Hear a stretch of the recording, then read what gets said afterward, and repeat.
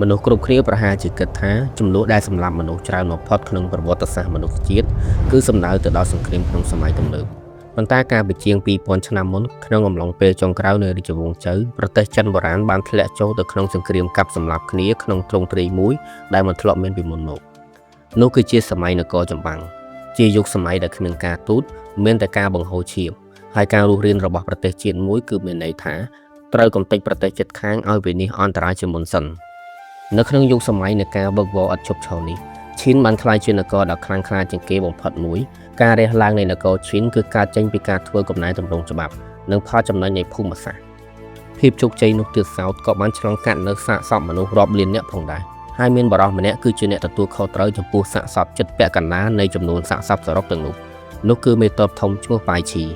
ថ្ងៃនេះយើងនឹងស្វែងយល់ឲ្យបានស៊ីជម្រៅទៅក្នុងកំណត់ត្រាប្រវត្តិសាស្ត្រពិតនៃប្រទេសចិនបុរាណដើម្បីលាតត្រដាងពីជីវិតរបស់ប៉ៃឈីត្រូវបានប្រវត្តិសាស្ត្រចាត់ទុកជាបេក្ខឃាតមនុស្សគាត់បានបញ្ជាកងទ័ពឈីនអស់រយៈពេលជាង30ឆ្នាំគាត់បានដឹកនាំចម្បាំងក្នុងយុទ្ធនាការធំជាង70សមរភូមិនិងវាយដណ្ដើមបានទីក្រុងចំនួន73កំណត់ត្រារបស់គាត់អាចនិយាយបានថាល្អឥតខ្ចោះប៉ៃឈីមិនអាចចាញ់សង្គ្រាមសូម្បីតែម្ដងតែកសលយុទ្ធសាស្ត្ររបស់គាត់ក៏បានបង្កើតចំនួនអ្នកស្លាប់ដ៏គួរឲ្យរន្ធត់តែហ៊ានសត្រូវជាង1លាននាក់ត្រូវបានសម្លាប់ដែលបានផ្លាស់ប្ដូរផែនទីប្រជាសាស្ត្រនៃប្រទេសចិនជារៀងរហូតឥឡូវយើងស្វែងយល់ពីជីវប្រវត្តិស្នាដៃដែលគ្មានគូប្រៀបនិងកេរដំណែលដ៏ខ្មៅងងឹតរបស់បារោះដែលបានត្រួសត្រាយផ្លូវឈាមទៅកាន់ការបង្រួមប្រទេសចិនដែលជាការបើកឆាកសម្រាប់ចំនួនឈូហានដ៏រន្ធត់ដែលនឹងកើតឡើងជាបន្តបន្ទាប់ប៉ៃឈីមានឈ្មោះពីរផ្សេងទៀតថាប៉ូឈីនិងកុងស៊ុនឈីកើតនៅទីក្រុងមីបច្ចុប្បន្នជាស្រុកមីខេត្តសាន់ស៊ីឆ្នាំកំណើតពិតប្រាកដរបស់គាត់មិនមានក្នុងកំណត់ត្រាជាក់លាក់ណាមួយឡើយគ្រាន់តែអាចដឹងថាគាត់បានឡើងកាន់អំណាចក្នុងរជ្ជកាលស្ដេចចៅសៀងនៃនគរឈីនការដំឡើងតំណែងមេទ័ពរបស់នគរឈីនដំណើរការលើប្រព័ន្ធកូណាធិបតេយ្យយ៉ាងតឹងរ៉ឹងមេទ័ពទទួលរង្វាន់ដោយផ្អែកលើចំនួនក្បាលសត្រូវដែលអ្នកនាំយកមកពីសមរភូមិសម្រាប់បរិបទដូចជាប៉ៃឈីប្រព័ន្ធនេះគឺជាចណ្ដើរឡើងទៅកាន់ទីដ៏ខ្ពស់បំផុតសម្រាប់គាត់នៅឆ្នាំ293មុនគ្រិស្តសករាជប៉ៃឈីត្រូវបានប្រគល់ការសាកល្បងដ៏ធំលើកដំបូងរបស់គាត់ដោយការនោះនគរវៃនិងនគរហានបានចងសម្ព័ន្ធភាពគ្នាដើម្បីបញ្ឈប់ការវាយលុកទៅទិសខាងកើតរបស់នគរឈីនពួកគេបានប្រមូលកងទ័ពដ៏ធំមួយហើយបានជួបតទល់ជាមួយកងទ័ពឈីននៅអ៊ីឈៀវក្បែរទីក្រុងឡកយ៉ាងបច្ចុប្បន្នប៉ៃឈីបានដឹងថាកងទ័ពចម្រុះនៃនគរទាំងពីរនេះមានចំណុចខ្សោយដ៏ធំមួយកងទ័ពវៃមានទំហំធំប៉ុន្តែស្ទាក់ស្ទើរដោយរងចាំឲ្យកងទ័ពហានធ្វើសកម្មភាពមុនរីឯកងទ័ពហានទោះបីជាកងទ័ពសុទ្ធតែឆ្នាំក៏ដោយក៏មានបំណងចង់ឲ្យវៃទទួលរងគ្រោះថ្នាក់ច្រើនជាងគេប៉ាឈីបានទាញយកប្រយោជន៍ពីភាពស្ទាក់ស្ទើរនិងភាពមិនស្មោះត្រង់នឹងគ្នានេះប៉ាឈីបានបញ្ជូនកងទ័ពបញ្ឆោតឬហៅថាទ័ពធ្វើនុយមួយក្តាប់តូចប៉ុណ្ណោះដើម្បីទាញកងទ័ពហានឲ្យនៅមួយកន្លែងខណៈដែលគាត់លួចធ្វើចលនាកងទ័ពឆ្នាំសំខាន់របស់គាត់ដើម្បីវាយឆ្មក់កងទ័ពវៃកងទ័ពវៃបានរងបរាជ័យនិងបែកខ្ញែកក្នុងភាពភ័យស្លន់ស្លោទាំងស្រុងទីហ៊ានវៃដែលរត់គេចខ្លួនបានរត់បុកចូលទៅក្នុងទម្រង់ទ័ពហានដែលធ្វើឲ្យក្បួនទ័ពនៃនគរទាំងពីរមានភាពរញ៉េរញ៉ៃ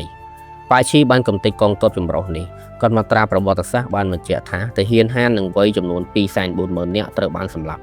ដោយការវាយប្រហារតែមួយលើកប៉ៃឈីបានរំបាយឆ្អឹងក្នុងយោធានៃនគរគូប្រជែងទាំងពីរសម្រាប់ជ័យជំនះដ៏គួរកត់សម្គាល់នេះស្ដេចចៅសៀងបានដំឡើងឋានៈគាត់ជាតាលៀងចៅដែលធ្វើឲ្យគាត់ក្លាយជាមេបញ្ជាការកម្ពុជានៃកងទ័ពឈីនតាលៀងចៅមានន័យថាជាមន្ត្រីក្តាប់កិច្ចការនយោបាយនិងយោធាខ្ពស់ផុតលេខនៃនគរឈីនដែលមានឋានៈស្មើនឹងឧបរាជត្រឹមឆ្នាំ278មុនគ្រិស្តសករាជផ្នែករបស់នគរឈីនបានងាកទៅទិសខាងត្បូងឆ្ពោះទៅនគរឈូតាមភូមិសាស្ត្រនគរឈូជានគរធំជាងគេក្នុងចំណោមនគរចម្បាំងដែលមានធនធានដ៏ធំធេងនិងដីសន្តានលំបាកនិងជ្រៅអស់ជាច្រើនចំនួនមកហើយឈូគឺជាការគម្រាមកំហែងដល់សេរីភាពដ៏ធំបំផុតរបស់ឈីនស្ដេចចៅសៀងបានបញ្ជូនប៉ៃឈីដើម្បីចេញទៅដោះស្រាយលើបញ្ហាគម្រាមកំហែងនេះការឈ្លានពាននគរឈូត្រូវបានគេចាត់ទុកថាជាសវនអាក្រក់ក្នុងផ្នែកដឹកជញ្ជូនប៉ុន្តែប៉ៃឈីបានមើលរំលងសង្គ្រាមវាយលុកបន្ទាយតាមបែបប្រពៃណីគាត់បានដឹកនាំកងកម្លាំងវាយប្រហារចល័តយ៉ាងលឿនចូលទៅក្នុងទឹកដីឈូដុតបំផ្លាញស្ពាននិងបោះបង់ចោលខ្សែបណ្ដាញផ្គត់ផ្គង់របស់ខ្លួនឯងនេះគឺជាយុទ្ធសាស្ត្រផ្លូវចិត្តដ៏អស្ចារ្យមួយគាត់បានកាត់ផ្ដាច់ផ្លូវបកក្រោយត្រឡប់ទៅផ្ទះរបស់កងទ័ពខ្លួនឯងនិងគ្មានការផ្គត់ផ្គង់ស្បៀងឡើយដូចនេះទាហានឈីនត្រូវតែឈ្នះដាច់ខាតនិងប្លន់យកស្បៀងពីខាងនគរឈូឲ្យទាល់តែបានដាច់ខាតបើមិនដូចនេះទេ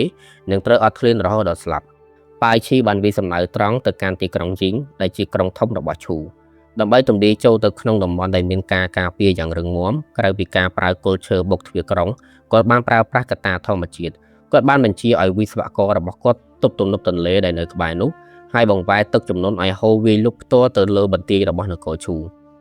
ជនស៊ីវិលនិងទាហានឈូរាប់សែននាក់បានលង់ទឹកស្លាប់នៅក្នុងទឹកជំនន់នោះរាជធានីយៀងត្រូវបានវាយដណ្ដើមយកបានហើយភ្នូរដូនតារបស់ស្ដេចឈូត្រូវបានដុតបំផ្លាញរហូតរាបដល់ដីរាជការឈូត្រូវបានបង្ខំឲ្យភៀសខ្លួនទៅទិសខាងកើតក្នុងភាពអាម៉ាស់យ៉ាងខ្លាំង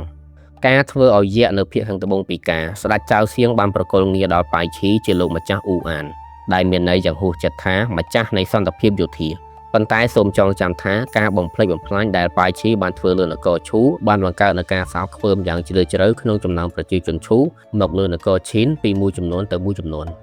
ជាច្រើនទសវត្សរ៍ក្រោយមកក្នុងអំឡុងពេលចំនួនឈូហានគឺអភិជននគរឈូសៀងអ៊ីបានដុតបំផ្លាញរាជធានីឈីនឲ្យក្លាយជាផេះដើម្បីជាការសង្សឹកក្នុងប្រវត្តិសាស្ត្រប៉ៃឈីបានសាបព្រោះគ្រាប់ពូជនៃការបំផ្លិចបំផ្លាញរបស់នគរឈីននៅពេលក្រោយមកទៀតនៅឆ្នាំ260មុនគ្រិស្តសករាជសម័យនគរចម្បាំងបានឈានដល់ចំណុចកំពូលនៃមហន្តរាយក្នុងសមរភូមិឆាងភីងក្នុងពេលនោះមានតែនគរចៅប៉ុណ្ណោះដែលមានរចនាសម្ព័ន្ធយោធាគ្រប់គ្រាន់ដើម្បីប្រកួតប្រជែងជាមួយនគរឈីននគរចៅសម្បូរកងទ័ពសេះឆ្នើមក្រោមការដឹកនាំរបស់លៀនប៉ដែលជាមេទ័ពដ៏អស្ចារ្យបំផុតម្នាក់ក្នុងចំណោមមេទ័ពទាំង4នៃយុគសម័យនោះនៅពេលដែលនគរឈីនឈ្លានពានតំបន់សាងតាំងលៀនប៉ដឹងច្បាស់ថាมันគួរប្រយុទ្ធជាមួយឈីននៅក្នុងសមរភូមិបើកចំហទេគាត់បានសាងសង់បន្ទាយដែលមិនអាចទម្លាយបានហើយបានទាញស្ថានភាពឲ្យធ្លាក់ក្នុងសង្គ្រាមអស់បន្លាយពេលដែលបង្អាក់ដំណើរទ័ពឈីនអស់រយៈពេល3ឆ្នាំយ៉ាងលំបាកលំបិនដែលមិនអាចទម្លាយការការពាររបស់លៀនប៉បាននគរឈីនបានងាកទៅរកការប្រើប្រាស់ល្បិចកលចារកម្មមួយពួកគេបានផ្សព្វផ្សាយពាក្យចចាមរាមពេញនគរចៅថាលៀនប៉ក៏ជាមនុស្សកំសាកចាស់ពេកមិនហ៊ានប្រយុទ្ធហើយបរិះតែម្នាក់គត់ដែលឈិនពិតជាខ្លាចគឺជាមេទ័ពវ័យក្មេងនិងក្លាហានម្នាក់ឈ្មោះចៅគួរស្ដេចនគរចៅបានធ្លាក់ចូលក្នុងអន្ទាក់នេះទ្រង់បានដកលៀនប៉ចេញហើយជំនួសដោយចៅគួរដែលជាមនុស្សត្រឹមតែចេះចាំគ្រប់ក្បួនយោធាប៉ុន្តែមិនដែលបញ្ជាកងទ័ពក្នុងសមរភូមិពិតប្រាកដសូម្បីតែម្ដងដោយដឹងពីឱកាសវាផ្ដាច់ស្ដេចនគរឈីនបានលួចបញ្ជូនប៉ៃឈីទៅកាន់សមរភូមិជួរមុខដែលមានបញ្ជាយ៉ាងតឹងរឹងអ្នកណាដែលធ្វើឲ្យលេចធ្លីព័ត៌មានពីវត្តមានរបស់ប៉ៃឈីនឹងត្រូវប្រហារជីវិតភ្លាម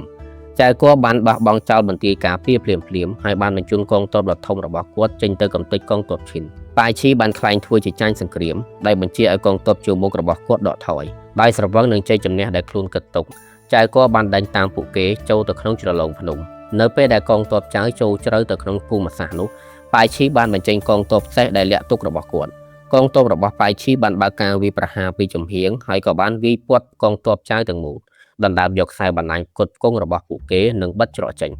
ទាហាននគរចៅចំនួន400,000នាក់ជាប់គាំងនៅក្នុងជ្រលងភ្នំដោយគ្មានអាហារអស់រយៈពេល46ថ្ងៃដ៏សែនឈឺចាប់កងទ័ពចៅបានរងការអត់ឃ្លានភាពអស់សង្ឃឹមបានប្រែក្លាយទៅជាភាពឈួតលាលាអត្ថបទប្រវត្តិសាស្ត្រខ្លះបានបង្ហើបថាមានការស៊ីសាច់មនុស្សគ្នាឯងនៅក្នុងជំរំកងទ័ពចៅទីបំផុតចៅគោក៏បានដឹកនាំការប៉ុនប៉ងវាយទម្លាយចេញទាំងប្រថុយប្រឋានហើយត្រូវបានបាញ់សម្លាប់ដោយទាហានបាញ់ស្នារបស់នគរឈីនដោយគ្មានមេដឹកនាំនិងកំពុងអត់ឃ្លានទាហាននគរចៅ400,000នាក់បានព្រមចុះចាញ់អ្វីដែលបានកើតឡើងបន្ទាប់បានធ្វើឲ្យកេរដំណែលរបស់ប៉ៃឈីក្លាយជារឿងដ៏ព្រឺក្បាលប៉ៃឈីមិនអាចទុកឆ្លើយសឹករហូតដល់400,000នាក់បានហើយបើដោះលែងពួកគេគឺមានន័យថាផ្ដល់ឱកាសឲ្យគេត្រឡប់មកសងសឹកវិញដូច្នេះប៉ៃឈីបានធ្វើការសម្រេចចិត្តដ៏គួរឲ្យរន្ធត់មួយគាត់បានបញ្ជាឲ្យកប់ទាំងរស់នៅកងទ័ពដែលបានចុះចាញ់ទាំងអស់មានទាហានវ័យក្មេង24នាក់ប៉ុណ្ណោះដែលត្រូវបានលើកលែងជីវិតហើយបញ្ជូនត្រឡប់ទៅនគរចៅវិញដើម្បីប្រាប់ពីរឿងរ៉ាវនេះក្នុងចេតនាបំផិតបំភ័យនគរចៅដែលជាខាលចុងក្រោយនៅភាគខាងកើតក៏ត្រូវបានវាយបំបែកជារឿងរហូតបន្ទាប់ពីសមរភូមិឆាងភីងប៉ៃឈីចង់ដើរទ័ពតម្រង់ទៅកាន់ហានតានដែលជារាជធានីរបស់នគរចៅហើយមានបំណងចង់លុបនគរនេះចេញពីផែនទីទាំងស្រុងប៉ៃឈីដឹងថាសត្រូវកំពុងតែបាក់ទឹកចិត្តស្រាប់ទើបមិនចង់បង្អង់យូរប៉ុន្តែមានឧបសគ្គមួយបានរាំងស្ទះប៉ៃឈីនោះគឺបញ្ហានយោបាយពេលខ្លះលបាយនយោបាយមានភាពខ្មៅកខ្វក់ជាងការបង្ហូរឈាមក្នុងសមរភូមិទៅទៀតហ្វានជូអូប៉ារ៉ានៃនគរឈីនមានចិត្តច្រណែននិងភ័យខ្លាចចំពោះអំណាចដែលកំពុងរះឡើងយ៉ាងរហ័សរបស់ប៉ៃឈីប្រសិនបើប៉ៃឈីយកឈ្នះនគរចៅឥទ្ធិពលរបស់គាត់នឹងគ្របដណ្ដប់លើអូប៉ារ៉ាហ្វានជូបានផ្លុំត្រជាស្ដេចចៅសៀងដោយយកលេសរឿងកងទ័ពហត់នឿយហើយក៏បានបញ្ជាក់ថាប៉ៃឈីកំពុងខ្លាចជាការគំរាមកំហែងដល់រាជបល្ល័ង្កស្ដេចចៅសៀងបានបញ្ជាឲ្យប៉ៃឈីបញ្ចប់ការឈ្លានពានហើយត្រឡប់មកនគរឈីនវិញ បាយឈីមានការខឹងសម្បាយ៉ាងខ្លាំងហើយមិនយូរប៉ុន្មានគាត់ក៏មានជំងឺជាទម្ងន់ប៉ុន្មានឆ្នាំក្រោយមកក្នុងឆ្នាំ257មុនគ្រិស្តសករាជស្ដេចចៅសៀងបានដឹងពីកំហុសរបស់ខ្លួនហើយបានបញ្ជាឲ្យមានការវាយប្រហារលើរាជធានីចាវប៉ុន្តែពេលវេលាអំណោយផលបានកន្លងផុតទៅហើយឈិនបានចាញ់សង្គ្រាមយ៉ាងធ្ងន់ធ្ងរដោយសារតែនគរចាវបានចងសម្ព័ន្ធភាពជាមួយនគរដទៃទៀតស្ដេចបានទាមទារឲ្យប៉ាយឈីឡើងកាន់តំណែងជាមេទ័ពធំឡើងវិញប៉ាយឈីបានបដិសេធគាត់បានប្រាប់ស្ដេចត្រង់ថាឱកាសយុទ្ធសាស្ត្របានបាត់បង់ទៅហើយយុទ្ធនាការនេះនឹងត្រូវបរាជ័យជាមិនខានស្ដេចចៅសៀងត្រូវអាម៉ាស់មុខដោយសារការបដិសេធហើយបានដកហូតឋានន្តរស័ក្តិទាំងអស់របស់មេទ័ពដែលមិនធ្លាប់ចាញ់រូបនេះហើយនិរទេសគាត់ចេញពីរាជធានីនៅពេលដែលប៉ាយឈីចាក់ចេញហ្វាន់ជូបានលេងល្បែងនយោបាយចុងក្រោយដែលបញ្ចុះបញ្ចូលស្ដេចថាមនុស្សដែលមានទេពកោសល្យដូចជាប៉ាយឈីមិនអាចអនុញ្ញាតឲ្យទៅចូលរួមជាមួយនគរគូប្រជែងបានជាដាច់ខាតអ្នកនាំសារម្នាក់ត្រូវបានបញ្ជូនទៅស្ទាក់ចាប់ប៉ាយឈីនៅកន្លែងមួយឈ្មោះថាទូយើដោយប្រគល់ដាវមួយឲ្យគាត់ដែលជាព្រះរាជបញ្ជាឲ្យធ្វើអត្តឃាតបើផ្អែកតាមពាក្យដំណាលប៉ាយឈីបានសម្លឹងមើលមុខដាវទាំងដកដង្ហើមធំសម្លឹងទៅមេឃហើយនិយាយថាតើខ្ញុំបានធ្វើខុសអ្វីចំពោះឋានសួគ៌បានជាខ្ញុំត្រូវស្លាប់បែបនេះបន្ទាប់ពីស្ងាត់មួយសន្ទុះគាត់បានឆ្លើយសំណួរខ្លួនឯងថាខ្ញុំសមនឹងស្លាប់នៅឆាងភីងតែហ៊ានចៅរាប់សែននាក់បានចុះចាញ់ហើយខ្ញុំបានបញ្ឆោតពួកគេនិងកប់ពួកគេទាំងរស់ត្រឹមតែរឿងនេះមួយខ្ញុំសមនឹងស្លាប់ទៅហើយគាត់បានដកដាវចេញហើយម្ចាស់នៃសន្តិភាពយោធាឬលោកម្ចាស់អ៊ូអានក៏បានបញ្ចប់ជីវិតរបស់ខ្លួនឯងទៅប៉ាយឈីមិនមានអាយុរស់នៅដើម្បីបានឃើញការបង្រួបបង្រួមចុងក្រោយនៅប្រទេសចិនដែលសម្រេចបានដោយឈិនស៊ីហួងនោះទេប៉ុន្តែយើងគួរតែដឹងថាប៉ាយឈីក៏ជាអ្នកចាក់គ្រឹះរាជវង្សឈិនដោយការបង្ហូរឈាមតាមរយៈការធ្វើឲ្យនគរឈួរពីការទាំងស្រុងនៅសមរភូមិយីងនិងការលុបបំបាត់មនុស្សសំខាន់